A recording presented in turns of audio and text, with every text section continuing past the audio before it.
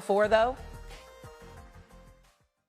You know what? I don't know. I'm looking at them right now. I'm sorry, Coach. Go ahead. I apologize. You go ahead, Coach, first. Go ahead. No. Do your thing. Do your thing. Because I know you love the guy. Listen, Acuff is special. I mean, listen, when you think about, is it possible he could do it? Sure.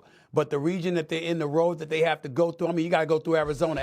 I mean, look at their backcourt with Bradley and Burris. I mean, listen, it's special too. And they control the glass, and that's Arkansas's weakness. Coach knows that a hell of a lot better than me. Hell, I learned it first listening to him. So we understand that. But the thing about Darius Acuff, this is what it comes down to. You have to understand something. When you talk about the NCAA tournament, something that will get you to a Final Four, if not deliver you a national championship, would be elite guard play. It's just something special to behold come NCAA tournament time. Jay Williams would know a little something about that with what he did with his years at Duke. I would know something, and Coach would know something about that watching John Calipari coach his teams. Look at what he did. He went to a national championship with a game with Derrick Rose. Look at what he did when he went to the Elite Eight with John Wall and De'Aaron Fox. Look at what he did the one year he had Shai Gilgeous-Alexander. When you have elite guard play, they can carry you. They can upset the big-time teams, the highly ranked teams, particularly in close games that come down to the wire where a mistake here or there could cost you. Acuff is something special. The brother can put the ball in the hole. He looks sleepy, yawning. He's just lax and all of that stuff. And then somebody gets in his face and get him going, and then he just tears you up. He's one of those dudes, you know. He just he reminded me of Floyd Mayweather when he was getting ready to fight Pacquiao or somebody, or Canelo, Coach, and what he was doing is guys coming into the locker room before the fight, and he laying there taking a nap, relaxing, watching soap operas or something. Ain't worried about a damn thing. That's Acuff. I mean, this brother's just shows up on the basketball court. You got Miles for Vanderbilt, everybody, gung-ho about him and going on. Acuff just looking at everybody like, do you know who I am? Yes, I am a freshman. Yeah, I'm averaging 30. I'm shooting 50% from three. I'm giving you 7.7 assists. And oh, by the way, when the 120 minutes in the 3 SEC games, I'm playing 117, and I barely look like I've taken a deep breath. That's who Darius Acuff is. He is special. And so anything could happen. I just think their weaknesses on the glass and in the interior. I'm not talking about the athletic talent, but I'm talking about their ability to keep others off the boards. That is not a situation that you should have a problem with when you got to go up against an Arizona potentially. That is my concern about Arkansas. Go ahead, Coach. Look, I agree with you. I think Darius Acuff, he is Arkansas's starter, if you're talking about pitching, and he's their closer. Now, in those middle innings, those other guys got to step up. Now, Billy Goat Richmond's playing at a ridiculously high level. No one plays harder than Billy Richmond. And Malik Thomas can score with anyone. He's kind of like a poor man's George Gervin with the finger roll. A lot of potential. Those front court guys got to post defend. Yeah, unbelievable. Those front court guys have got to post defend. They got to help on ball screens, and then they got to come back and rebound the ball. Can Pringle do it? Yeah. Brazil's been terrific, but he's got to do it when the game gets physical. And the same thing with Ewan. He's got to do it when the game gets physical. But Darius Acuff's a guy that at the end of the game, and what he did yesterday blew my mind, because we think about the 30 points, we think about the step-back threes, the sidestep threes, the best layup shooter in college basketball. How about the 3 assists he made at the end of the game, where he got a paint touch, looked away, left-handed, and dropped the dime to Brazil? That's, to me, the magic of him. And I say this about all these talented freshmen. Their basketball IQs, the maturity of the way they play, the confidence in the way they play, but they're all about winning. All these guys, it's not about them. They'll do what they have to do to win. If he's got to score, he'll score. If he has to get in the lane, he'll get in the lane. If he has to get to the free throw line, he'll get to the free throw line. But these guys are about winning, and that's the thing that's impressed me, their approach about it's bigger than them. And if you watch the post-game interviews with Darius Acuff, he's always talking about his guys. He's always talking about his guys. So could he lead them to a Final Four? He could, but that front court's got to show up. Here's my problem when you say stuff like that, Coach. I'll take it more seriously when you point to a team that doesn't do that.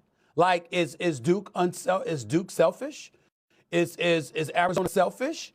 Is Michigan selfish? Is Michigan State selfish? I mean, the fact is that if I listen to Coach talk about a Tom Izzo team, a John Schreier team, a Bill Self team, and stuff like that, I'm going to hear the same things because these coaches are tried and proven.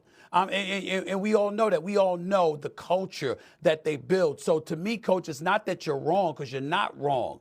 It's just that I can say the same thing about the opposition. And so it's got to come down to what can, like Darius Acuff. I know what you can bring to the table, but Bradley and Burries, what are they going to do? They ain't standing still. Those brothers go after it. And by the way, they both got size. So they're getting into the lanes. They can finish at the basket. They can make perimeter shots. They can create opportunities for the interior because of their ability to get to the interior. They can do a lot of these different things. What are you going to do with that, particularly if you don't have guys that are capable of stepping up because the competition is stiffer than what they were going up against when they were going up against Vanderbilt or Ole Miss or somebody. This Arizona is not them. So I want to just push back a little bit because I want to ask you that question. Go ahead. Really quick, Coach. So in that West region where Arkansas is, obviously you have Arizona, a 1 seed, right? You have Purdue, who just won the Big Ten, Gonzaga, who won the West Coast, BYU, we know what Devanza can do. Do you think that Arkansas is good enough? I mean, not if Acuff does it all, but do you think that team as a whole is good enough to make it to a Final Four past all those teams I just laid out? They're going to have to play at a really high level. If they win against Hawaii, that second game, they're going to play a Wisconsin team that makes 15 threes certain games. They'd have bigs. They invert their offense. They step those bigs away from the basket. It's really going to come down to, and Stephen, I agree with you, but I'm going to throw a little curveball at you here. Are they good enough? If they rebound and they post defend, they're good enough. But I'm going to throw you a curveball. You said all those teams. Darren Peterson's not doing those things. Darren Peterson's not doing those things. Darren Peterson's not taking over games. He's not making when he plays. Oh, I misheard. So I didn't say not Peterson. Everyone can do that. Remember, I'm the one that's been skeptical about Peterson.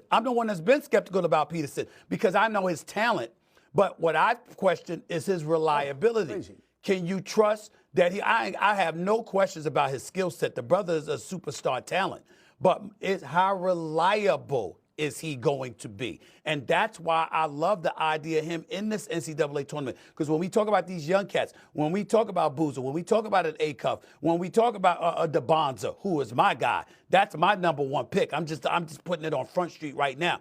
To me, it's not a debate. I'm not going with anyone before DeBonza because you can't teach 6'8", 6'9" with his skill level. And, oh, by the way, have you seen his jumper improve? Have you seen his three-point shot improve? You see the athleticism is there and the durability is there, and he don't fade from the spotlight, Coach. He's only growing, not just physically, but mentally as well.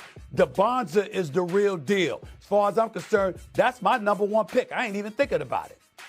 So let's go to Darren Peterson Tracy here. McGrady. He reminds me of Tracy McGrady. Let's go to Darren Peterson here. If he goes on a deep tournament run with Kansas, he puts this team on his back, does that change the narrative around him? Does it silence the critics, Stephen A? Would that change your opinion? No, because we all know that Darren Peterson can ball. This brother is special. He can flat out ball. The question is, can you trust him to be there on a night-in, night-out basis? When you've missed 11 or 12 games in your lone college season, well, damn, you know you ain't playing more than 35 games. The NBA, you got to play 82, night-in, night-out basis. And it's not that you missed games. It was the ease with which it happened. 5, 10 minutes before a game, hour before a game. Coach, you know this stuff better than me. He coming out. He's not available. He go in the game. He looks good. He pulls up for a jumper, makes it, and then looks at the coach. Pull me out. The ease with which it appeared for him to be out of games should be alarming for any NBA team because of the business approach they have, the inordinate amount of games that you have to play, and the commitment to your body, both physically and mentally, that you have to give.